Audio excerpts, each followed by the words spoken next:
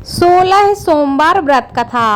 नमस्कार भाइयों बहनों, जय माँ गायत्री। आप सभी का मेरे YouTube चैनल शुभकर माही अष्टों में स्वागत है। आज मैं आप सभी को अपने इस वीडियो में 16 सोमवार व्रत कथा सुना रही हूँ। आप सभी से अनुरोध है, अगर आप मेरे चैनल पर पहली बार आए हैं तो प्लीज़ हमारे चैनल को सब्सक्राइब, वीडियो को लाइक और वीडियो को ज़्यादा से ज़्यादा शेयर करें, ताकि आपके साथ साथ आपके अपने भी इस कथा का लाभ ले सकें।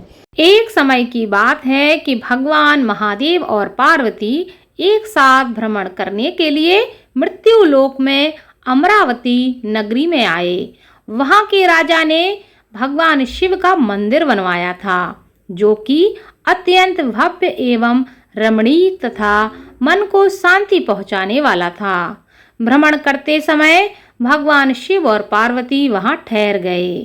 पार्वती जी ने कहा कि हे प्रभु, आओ आज हम इसी स्थान पर चौसर पासे खेलते हैं।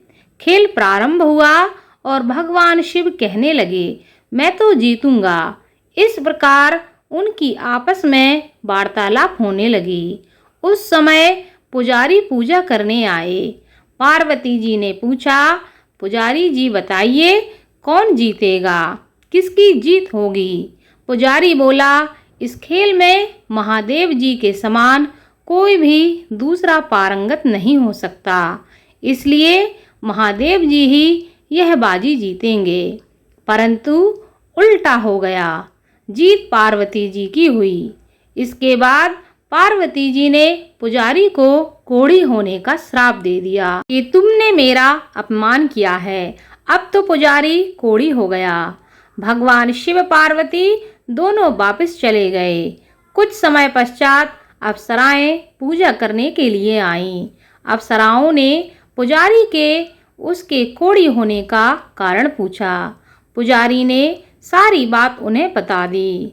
अप्सराएं कहने लगीं, पुजारी जी आप 16 सोमवार का व्रत करो तो भगवान शिव प्रसन्न होकर आपका संकट दूर कर देंगे। पुजारी जी ने अप्सराओं से व्रत की विधि पूछी। अप्सराओं ने व्रत करने और व्रत के उद्यापन करने की संपूर्ण विधि उन्हें बता दी। पुजारी जी ने विधि पूर्वक श्रद्धा भाव से व्रत प्रारंभ कर दिया और अंत में व्रत का उद्यापन भी किया। व्रत के प्रभाव से पुजारी जी रोग से मुक्त हो गए।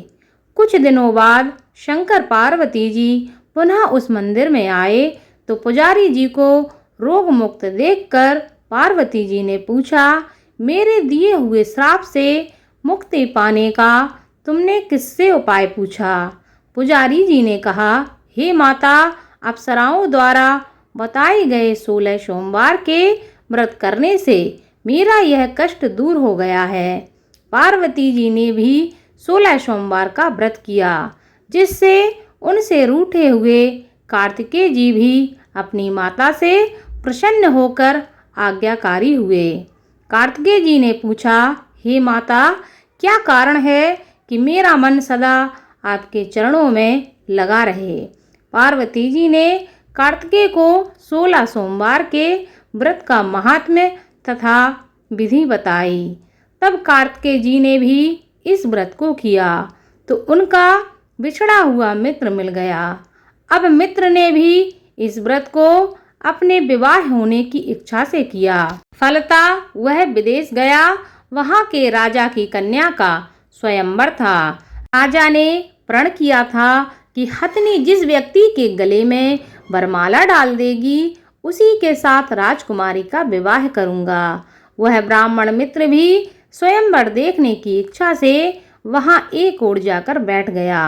हथनी ने इसी ब्राह्मण के गले में माला पहनाई तो राजा ने बड़ी धूमधाम से अपनी राजकुमारी का विवाह उसके साथ कर दिया। उसके बाद दोनों सुखपूर्वक रहने लगे। एक दिन राजकन्या ने पूछा कि हे नाथ, आपने कौन सा पुण्य किया है जिससे हथनी ने आपके गले में वरमाला पहनाई? ब्राह्मण पति ने कहा, मैंने कार्तिकेय जी द्वारा बताए अनुसार 16 सोमवार का व्रत विधि विधान से तथा श्रद्धा के साथ किया, जिसके फलस्वरूप तुम जैसी सौभाग्यशाली पत्नी मुझे प्राप्त हुई है। अब तो राजकन्या ने भी अच्छे पुत्र की प्राप्ति के लिए यह व्रत किया और सर्वगुण संपन्न पुत्र को प्राप्त किया। बड़े होकर पुत्र ने राज्य प्राप्ति की कामना के लिए 16 सोमवार का व्रत किया और राजा के देवलोक होने पर इसी ब्राह्मण कुमार को राजगद्दी मिली। फिर भी वह इस व्रत को करता रहा। एक दिन उसने अपनी पत्नी से पूजा सामग्री शिवालय ले चलने को कहा, परंतु उसने पूजा सामग्री अपनी दासियों द्वारा भिजवा दी। जब राजा ने पूजन समाप्त किया तो आकाशवाणी हुई कि हे राजा, तुम इस पत्नी को त्याग दो, नहीं तो राजपाट से हाथ धोना पड़ेगा। प्रभु की आज्ञा मानकर उसने अपनी पत्नी को महल से निकाल दिया। तब वह अपने भाग्य को कोसती हुई एक बुढ़िया के पास गई और अपना दुखड़ा सुनाया और बुढ़िया को बताया कि मैंने पूजन सामग्री राजा के कहे अनुसार शिवालय में नहीं ले गई और राजा ने मुझे निकाल दिया। बुढ़िया ने कहा, तुझे मेरा एक काम करना पड़ेगा। उसने स्वीकार कर लिया। तब बुढ़िया ने सूत की गठरी उसके सिर पर रखी और बाजार भेज दिया। रास्ते में आंधी आई तो सिर पर रखी गठरी उड़ गई। बुढ़िया ने डांट कर उसे भगा दिया। अब रानी बुढ़िया के यहाँ से चलते चलते एक आश्रम में पहुंची। गोसाई जी उसे देखते ही समझ गए कि यह उच्च घराने की अबला है जो विपत्ति की मारी है। वे उसे धैर्य बंधाते हुए बोले, बेटी तू मेरे आश्रम में रह जा, किसी प्रकार की चिंता मत कर। रानी आश्रम में रहने लगी, परंतु जिस वस्तु को वह हाथ लगाती वह वस्तु खराब हो जाती।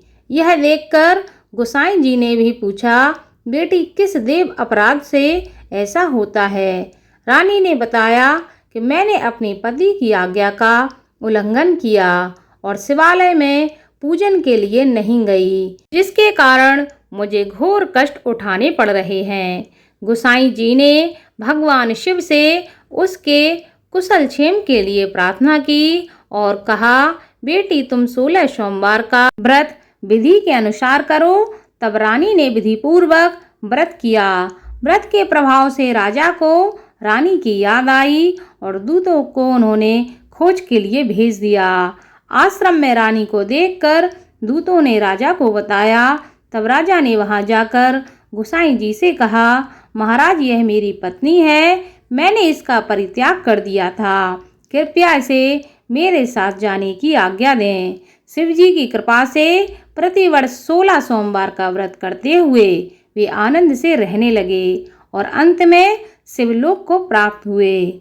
इस प्रकार जो भी भगवान शिव के 16 सोमवार का व्रत करता है और उसकी कथा को सुनता है या दूसरों को सुनाता है तो भगवान शिव और माता पार्वती की कृपा उस पर सदा बनी रहती है। इसलिए कथा को ज़्यादा से ज़्यादा शेयर करें ताकि आपके द्वारा की गई कथा को शेयर को जो सुनेगा उसका पुण्य फल आपको प्राप्त होगा।